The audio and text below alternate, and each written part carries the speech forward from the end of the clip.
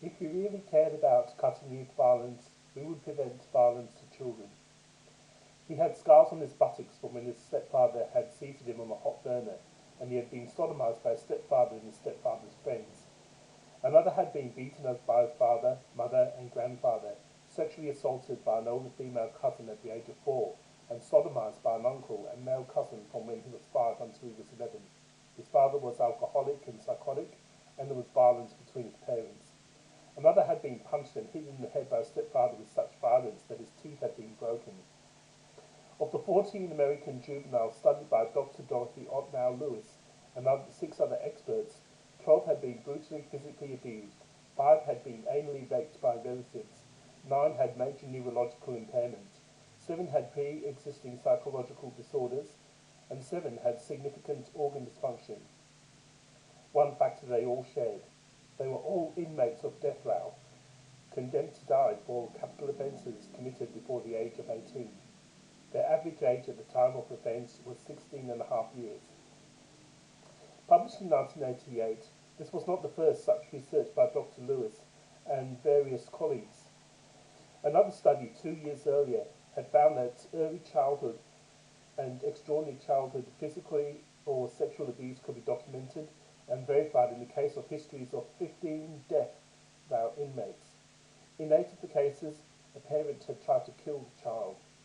Across Australia, the Social Issues Committee of the New South Wales Parliament, in its inquiry into juvenile justice, found similar connections between child abuse and juvenile crime.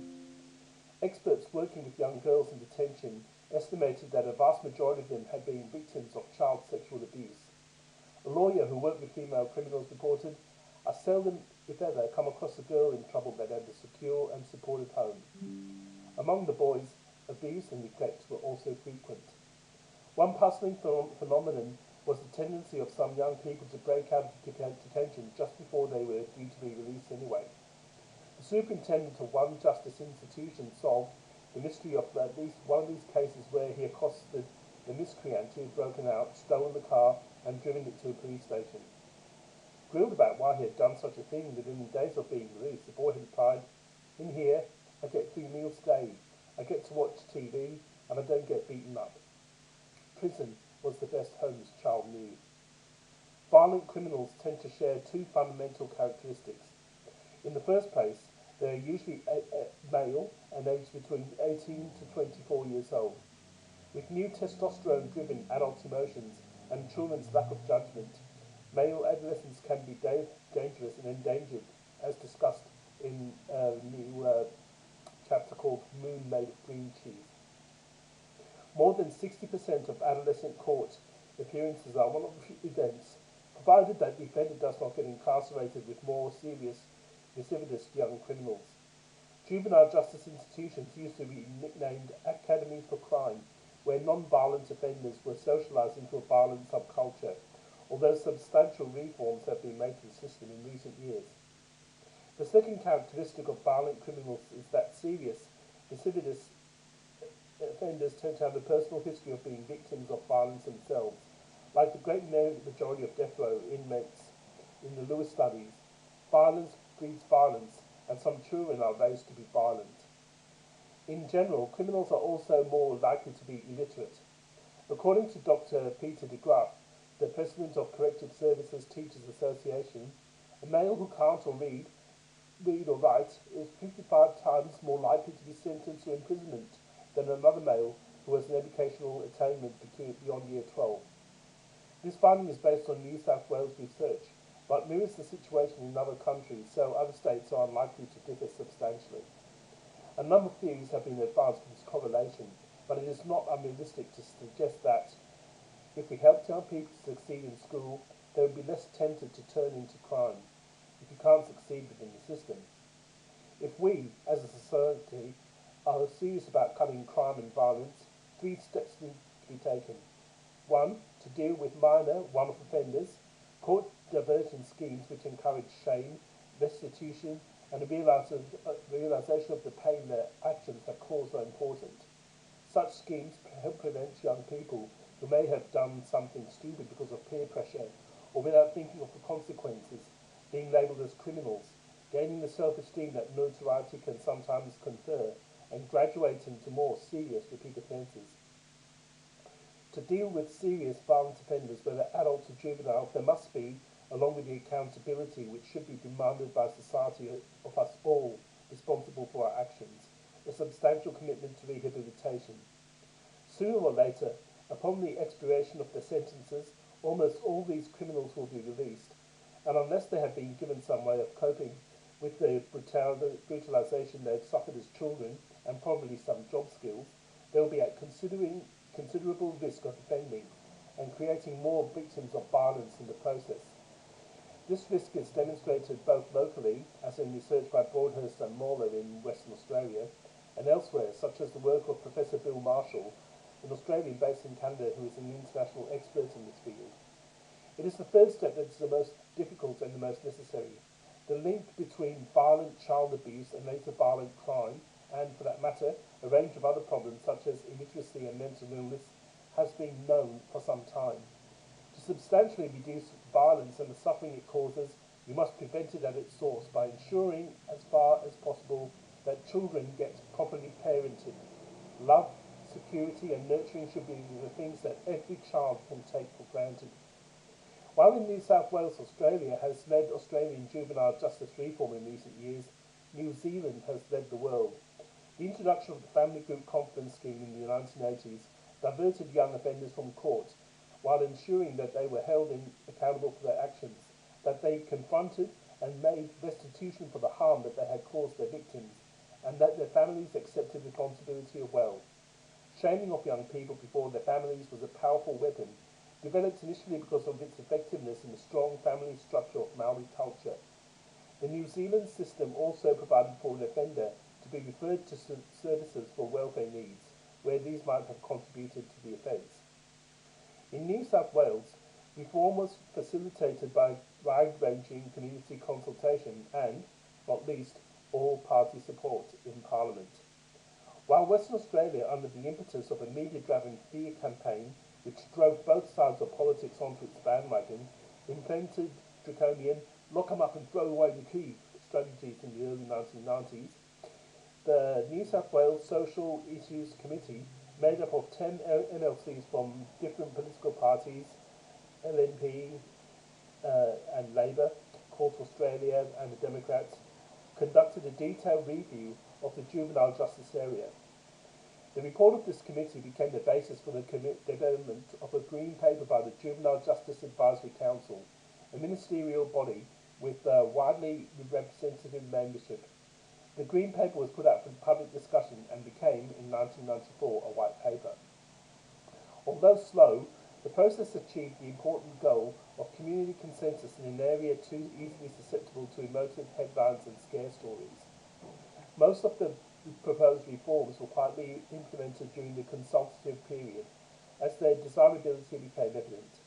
Developments included a separate, dedicated institution for girls, strengthened education, training and counselling services, expanded community youth centres, and the trialling of a number of family and community confidence schemes, more or less along the lines of the New Zealand system. The consensus on appropriate treatment for juvenile offenders was broken during last year's state election campaign, with the then leader of the opposition and now the Premier, Bob Carr's fear campaign, directed at youth wearing baseball caps backwards, at school violence, notwithstanding the fact that schools are, according to the New South Wales Bureau of Crime Statistics and Research, among the safest places in the community, and at gangs or groups of young people. The media were only too happy to cooperate.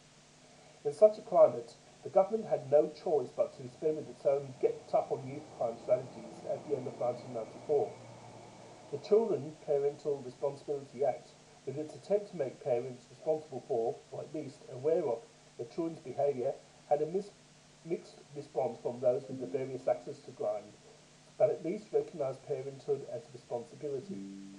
Adversarial point scoring does not seem to have outlived the election, so I just hope that the states can return to a multi-partisan juvenile justice strategy, providing no opportunities for media feeding frenzies. However, the Labour government's move to throw out the results of the painstaking consultative process by setting up another committee to review the situation is not a promising beginning. At the adult level, an offender treatment program at Long Bay Jail gained an Australian Violence Protection Act in 1993.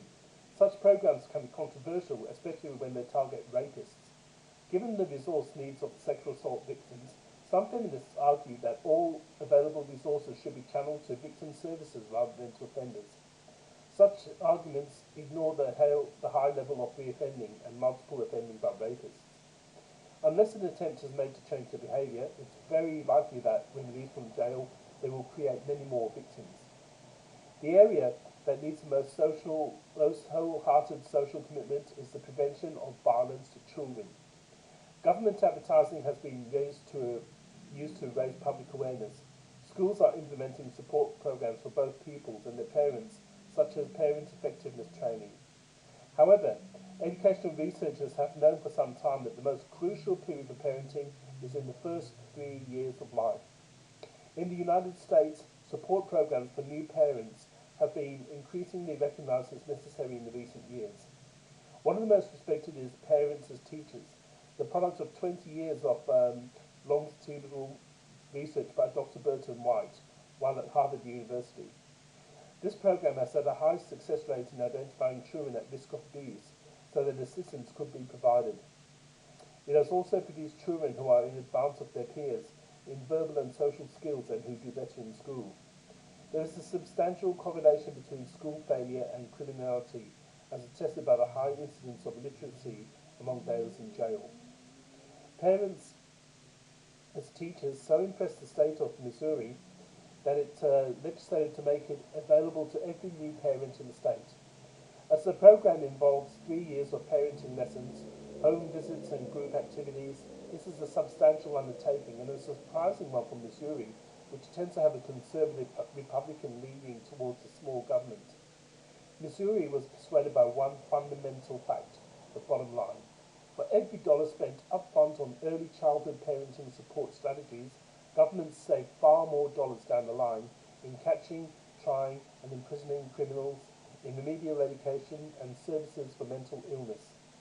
In 1989, Minnesota Commissioner of Education Ruth Randall estimated that the corporate costs of adult remedial education alone amounted to $25 billion annually in the US.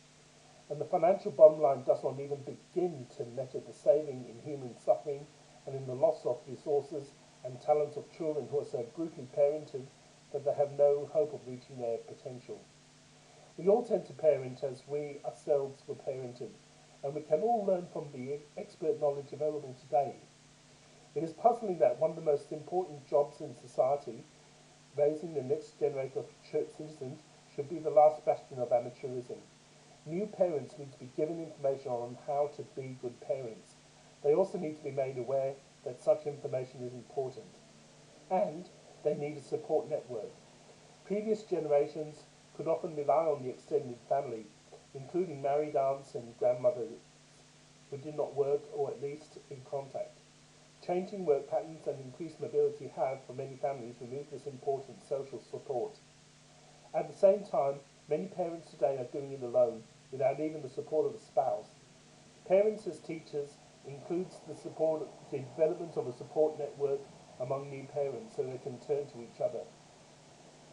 In each of our reports concerning young people and violence, the Social Issues Committee has recommended statewide, and we would like to see nationwide, implementation of positive parenting programs for families, particularly with children in the first 3 years of life, and specifically parents as teachers.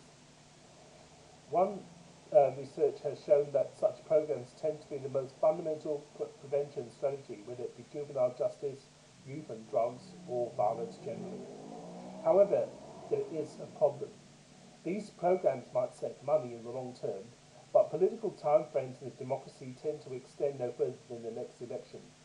Without substantial public demand, it's asking a lot to expect politicians whose survival depends on the next time voters go to the polls to sink substantial tax dollars into an initiative whose payoff will not be seen for years. The reduction of crime, for instance, will not begin to register significantly until the program's graduates, were at least 15 years old.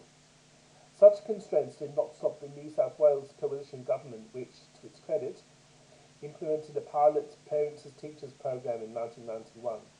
Initial results at three locations, Manly, Liverpool and Wagga Wagga, have been excellent, with the children scoring in advance of their peers in physical, psychological and intellectual skills.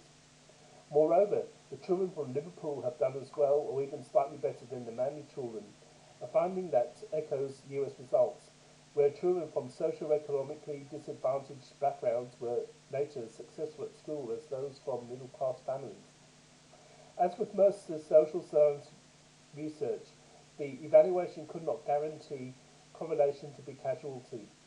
Although the children are doing well, we cannot prove that this is the case as parents as teachers. But I, for one, am willing to bet on it. Indeed, the program has been so successful that in 1994 it was extended in modified terms to 10 sites. It took both courage and vision to make a commitment, given that voters were not exactly clamouring up for it. In 1992, the program was taken up by the Northern Territory, largely at the instigation of Shane Stone, who went on to become the Chief Minister. Beginning with one pilot at Palmerston, two separate evaluations have been so positive that two more sites have been opened in Darwin and Alice Springs. Although Parents as Teachers is a voluntary program, the Northern Territory scheme takes health centre referrals to ensure that families most at risk gain access to its services. All of us can learn more about parenting. Despite having a PhD in education, I wish that Parents and Teachers had been available when my daughter was born. These days, it is much known by experts, but it is the parents who need that information and support. There's only one way to get Parents as Teachers made available to every new parent in Australia, and that is for the public to decide it is important and to tell government, state, territorial and national. This will involve sacrifices because resources are finite. The crunch question is whether we are going to endure higher taxes or forego other government benefits to pay for such initiatives. The trouble is that attempting to take resources from any vested interest group is a recipe for political disaster. While we care about doing good to others, we care more about retaining goodies for ourselves. Every government has its horror stories. Medicare, for example, has become $1 million sinkhole in which public money is disappearing in every larger quantities. In the past, it funded grand pianos in medical centres and some flamboyant living by medical entrepreneurs. Now, it continues to provide an expensive general practitioner to chat to those people who go to the doctor frequently because it is free and they are lonely. Yet Pixie helped the politician with the temerity to even suggest a token charge for a doctor's visit, with the savings to be used to fund the National Parents as Teachers Network. Lobby groups for the elderly, those on welfare, and just about everybody else would rise up in outrage and get excellent coverage from the media that thrives on conflict. And the same applies to any other group currently receiving government funding. If we really cared about youth violence, then to ensure kids get parented, we will be prepared to make sacrifices. So far, we are not. Besides, most of us are unaware of the issue. Parenting programs do not create scare headlines that sell newspapers and glue people to their TVs and their mobile devices. Because they're good news, they do not become news.